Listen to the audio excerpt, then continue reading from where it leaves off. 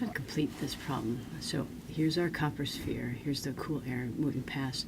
And we know that the BO number is much, much less than 1, which tells us that the conduction is from the copper outward is much faster than the convection. So when we go to compute what the heat transfer looks like, we really know that it's being controlled by this process of convection that's taking place. So we know that the convection, let's see if you can read this, convection is the rate limiting or controlling process. So the equations that we're going to use are focused on the convection equation rather than conduction. So the first thing they ask us to do is to write an instantaneous energy balance between the sphere and the surrounding air. Now, I can't remember, I think I said to Daniel, I'm not sure if it was Daniel, but anyway, pretty much as I see it, all of engineering, the technical part of engineering, all of it is essentially one idea. And the one idea is I'll write it up here, the one idea is conservation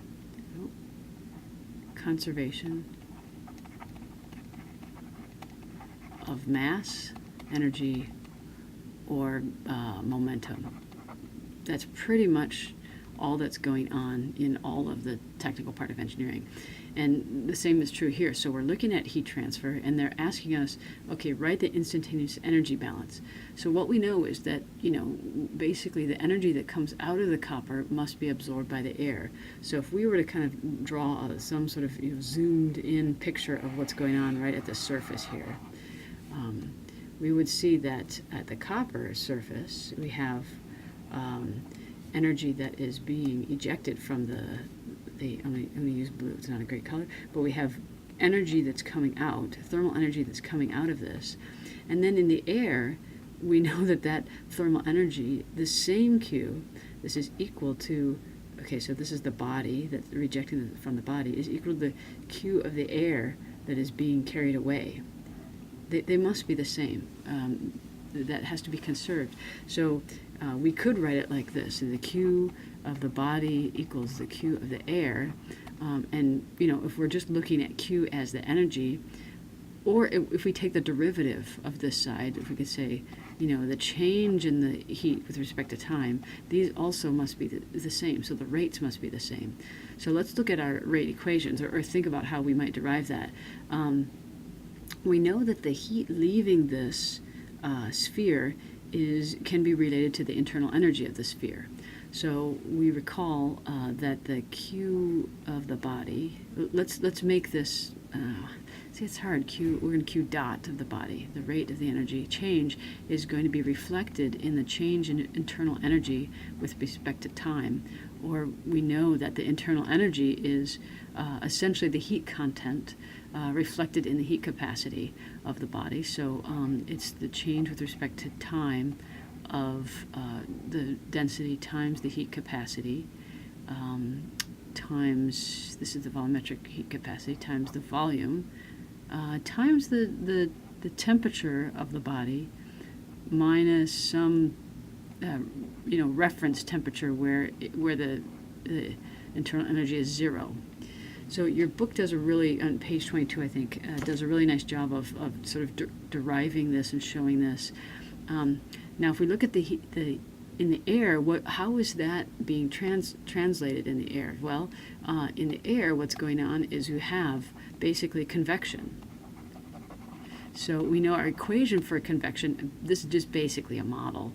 This Q dot is equal to the area times the average heat transfer coefficient for the surrounding air times the difference in temperature minus temperature at some infinite place. So at this point I want to remember what the T means. So look at these equations and look where they came from. So we see that this one comes from the internal energy of the actual copper. So the T in this equation is really the temperature of the copper. Now what about this equation? This comes from the convection equation, and it's a model, And the model says that the rate of heat convection is proportional to the temperature difference between the hot object and the temperature at some point called infinity. So again, this temperature right here is the temperature of the copper sphere. So I want to keep that in mind, that what we're actually monitoring in this equation is the way in which the temperature of the copper sphere changes with time. So when we combine these two together, we get this situation. We've got ddt of rho CV, T minus T reference equals A H bar T minus T infinity. Both reference points, temperature reference points, at some time infinity. And although I have to confess that this T infinity actually refers to a place, not a time. So you're looking at the difference between the temperature at the surface and the temperature out here at T infinity, and that the transfer rate is proportional to that difference. Now, as the time goes on, this temperature is going to drop, so the heat transfer rate is also going to change. So your book does some fancy footwork, and I don't know, I guess it's mathematically correct, but it helps us kind of get to a different place. It's on page 22, and you'll see that they rearrange this so that you get the temperature terms over here, so that you have the derivative of T, and they substitute for reference T infinity. It's a bit arbitrary, but they make a good argument, over T minus T infinity equals A H bar over rho CV.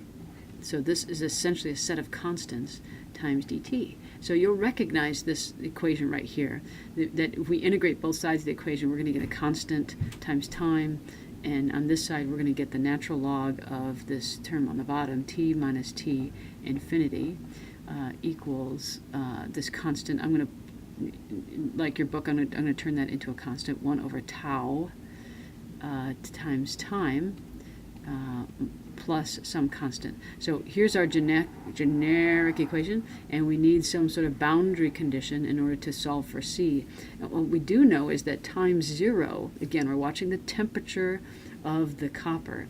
We know that at time 0, at T equals 0, the temperature is equal to the initial temperature of the copper, which is 40 degrees. So we call this, we set temperature equal to 0, this term drops out, and C equals the natural log of T initial minus T infinity equals C. So now if we're going to rearrange these terms, let's go ahead and do that. Let's finalize our equation. So we have that the natural log of T minus T infinity equals T over tau plus the natural log of Ti minus T infinity. Something looks wrong to me. Okay, here's the goofy thing that is not accounted for in these equations, or at least I didn't account for them, but now that I look back I can see that, I'll use purple here. So notice this term right here, the change in internal energy with respect to time. We know that this is going to lose thermal energy, so we know this is going to be negative. Q dot B is negative. Now, what about this term right here? This is really convection. Again, it's not a vector.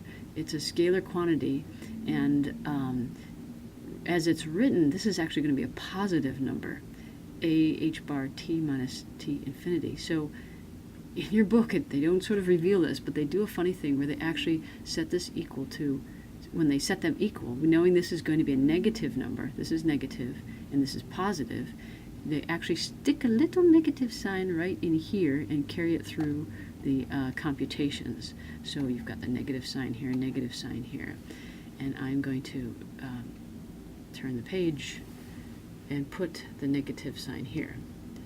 So let me now rewrite this equation. Now, of course, I would never get through this without reading books and stuff, so I don't want you to think I'm brilliant.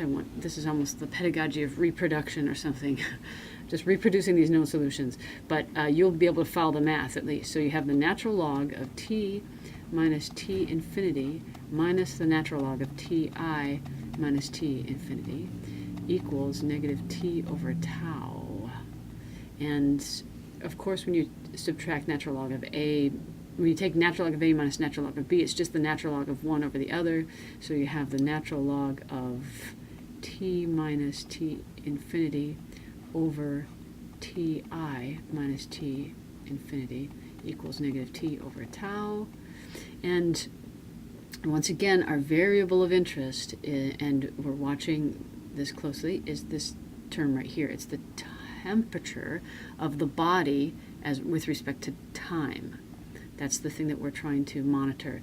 So we raise both of the sides of the equations to, we take the exponential both sides, and we get that the, I'm going to go thinner here, we get t minus t infinity over ti minus t infinity equals e to the minus t over tau.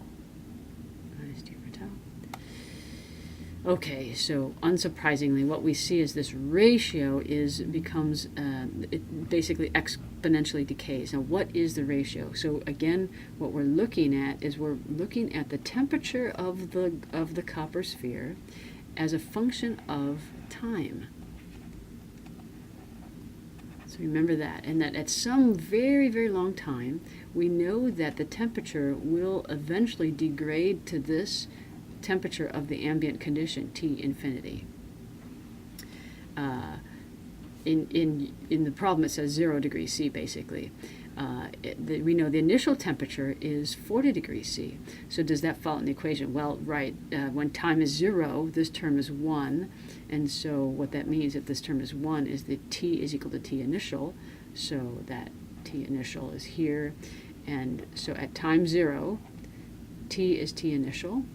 As time goes on, what we see is this exponentially decays like this down to this value, and probably an exponential will even be steeper. And what we're monitoring here is ratio of t minus t infinity. So this difference of from here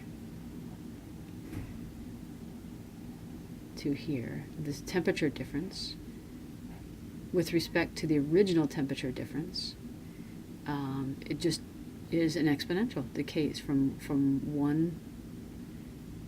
1 to down to the infinite value. I could plug this in, so I could solve when t equals tau. We know this ratio is e to the negative 1, which is about 0.37, and I could plot that on here.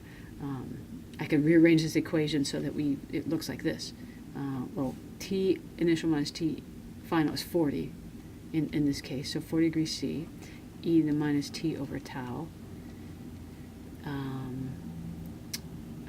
equals t minus t infinity, or t equals t infinity plus 40 e then minus t over tau. And we know that this term right here is the degrading term when t is 0. This is 40, but as time goes on, t is non-zero, we know this term right here gets smaller and smaller from 40, so that the temperature profile as a function of time looks like this. I could plot these values, but I think you know how to do it. I'm not going to do it. I'm just going to be a little bit lazy. So I hope this is helpful.